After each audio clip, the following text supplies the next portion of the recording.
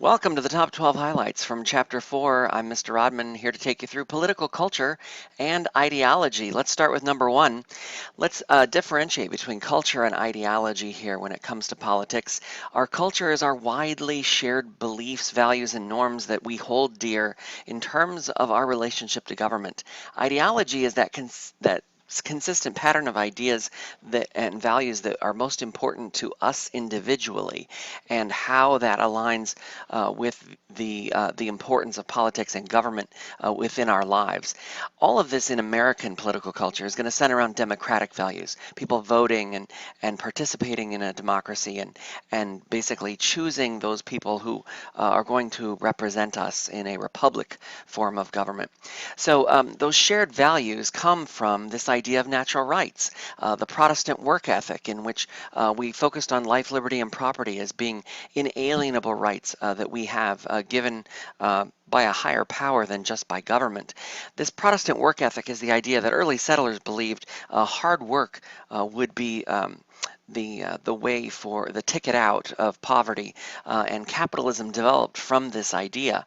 Now, a lot of this came after the freedoms that we talk about in terms of individual liberty and equality, private property, and limited government came from the revolutions, the American Revolution and the French Revolution, really developing this shared work ethic and this Protestant work ethic we talk about here.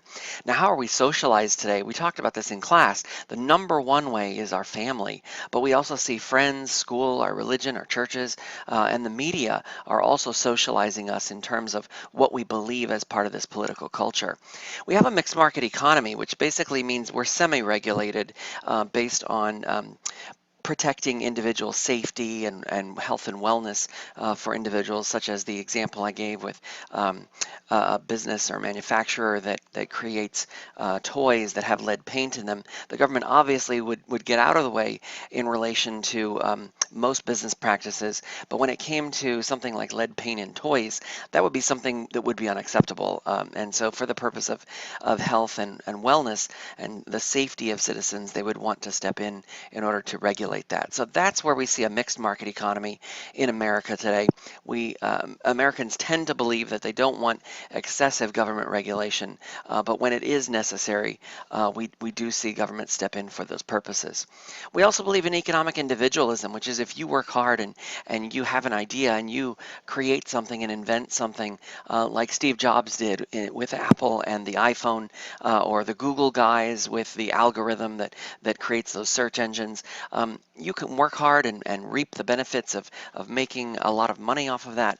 Once you pay your taxes and your fair share to what is owed, then the rest is yours, and you don't have to share that wealth and spread it around, but it is yours because we value that economic individualism that we see here. So we do appreciate and reward that upward mobility of people, and we do try and help the disadvantaged to a certain extent, but we really value that economic individualism or that economic inequality, and that is the one area where we don't value equality as we do in other places in terms of giving people a leg up and helping them and having government step in to provide a level playing field. We don't see that from an economic equality point of view. Now, in terms of political ideologies, again, we focus on the major ones, which are liberal and conservative, and then we'll also talk about libertarian and socialism. But again, we're tying this back to ideology again is our values that are shared. This is the common good in terms of society. How we then look at this from an ideological point of view, from that culture, is really those beliefs that are most important to us. So how do we own these particular ideologies and what they believe, and how do we make it ours? So we first look at this in terms of government control. A liberal point of view is really going to have less government control on social issues and more government control on economic ones, where conservatives would have more government control on social issues and less on economic issues. Libertarians don't want government control on either one of those issues. They want government out of the picture when it comes to social and economic issues. And then socialism would want government involvement in both social and economic issues, and we'll take a closer look here. Let's look at liberalism for a second. So we want government intervention in the economy. How do we level the playing field, provide jobless benefits or unemployment benefits, welfare, other programs to help the poor. Also, equal access to healthcare and education. Now, how we go about doing that may differ in terms of how liberals feel on that, but they also value affirmative action, making sure that minorities are protected and have certain rights under the law in terms of housing discrimination and employment discrimination, on making sure that there is a level playing field and that the government is stepping in to provide more of a level playing field to help them in that regard. We see union rights and the rights of unions and environmental protection here in a liberal ideology. Also, individual choice on abortion and same-sex marriage would fall in this category in terms of what liberals would be supporting. Now let's look at conservatives. They're going to believe more in limited government when it comes to economic issues, more government intervention when it comes to the social aspects. So they're going to keep government small, get out of the way of business that's trying to provide for a better economy and increase jobs and promote job creation. However, they are going to ask for government involvement when it comes to a stricter moral code, and those would be the opposite of what we saw with liberals, where conservatives would want to limit the rights to abortion or same-sex marriage, where liberals would be more in support of that. They also look at government as an inhibiting initiative. The quote we used in class from Ronald Reagan saying, you know, the 9 words that are most feared by conservatives are "I'm here from the government and I'm here to help," is going to be more the viewpoint of conservatives here. Now, traditional conservatives are going to be more pro-business, where social conservatives are going to be more focused on the morality and the social issues of government involvement, as we talked about here. So that's kind of where they're going to break down in a traditional versus a social sense. Traditional conservative is going to be much more pro-business, less regulation, lower taxes, getting government out of the way so that business can solve the problems and the market can take over, where social conservatives want more government involvement in terms of that morality and lifestyle issues that we talked about.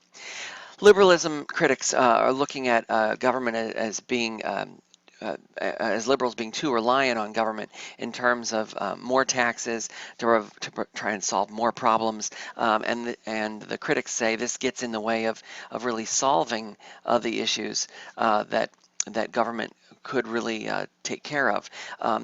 They really don't focus as much, liberals don't focus as much on the idea of individualism and self-reliance. That's more of a trait of conservatives, and you see a lot of liberals that critics claim that they tend to be more fearful of that word liberal. It's kind of become more of a pejorative in political senses in terms of trying to meet the middle of the road voter or the moderate voter. So you hear a lot of liberals adopt the idea of a progressive stance or a progressive agenda or ideology, but it is very similar to the liberal approach. Conservative critics will actually look at deregulation as not working. We can point to the economic collapse in 2008 as one of those bullet points that supports that particular criticism. We also see they tend to favor more government action only on their issues, on the cutting taxes and deregulation when it comes to economic issues, and more social intervention when it comes to issues like abortion or same-sex marriage. We then get to the socialism or the communist elements, the aspects that we see where government is involved in both social and economic issues. And this is where we see more collective ownership or public ownership of business, of the social issues. They're very involved in the economic and social aspects of determining what is produced and how we produce it, more the economic aspects, as well as what are the social values, what regulation is placed on abortion or same-sex marriage or those types of issues. So we definitely see that in the socialism and communistic aspects. And then the last one we have is libertarianism, which is more getting government out of both sides, the social and the economic, really to give more liberty to individuals and to the markets. And this is where economists tend to focus on the getting government out of the way, freeing the reins of a market economy, so that business can make the decisions and markets can create jobs. And libertarians tend to be more liberal on the social issues in terms of getting government out of the way, in terms of letting a woman have the right to choose and same-sex couples to get married and that sort of thing. So libertarian is very focused on less government control all around on the social and on the economic aspects. And that boils down to kind of where we talked about in class of this idea of Anthony Downs' theory of rational choice. Anthony Downs is an economist, and he was born in the 30s and really came to light in the 70s, in the 70s and 80s in regards to these moderate voters or these centrist voters. Where are elections won? They're not won to the left or to the right where we see extreme liberals or conservatives. They're really won in the middle, where voters will swing to the left to vote for a liberal candidate, or they'll swing to the right to vote for a conservative candidate. But in the end, it's really about winning the vote in the middle of those centrist voters, and that's really where elections are won and lost today. We see the candidates for president and for other offices, for Senate, for Congress, really trying in the final days of an election to appeal to those centrist voters. And why are they doing that? Because they're really trying to target those centrist voters because they know that's where the election is won, or if they don't target them, they know that's where the election is lost in most cases. And that's really where Downs' theory of rational choice comes into play in politics today, because it really is winning over those moderate voters, those centrist voters, that are the key to those elections. I hope you found this helpful. Go back and take a look at your reading guides and concept cards, and good luck on Chapter 4.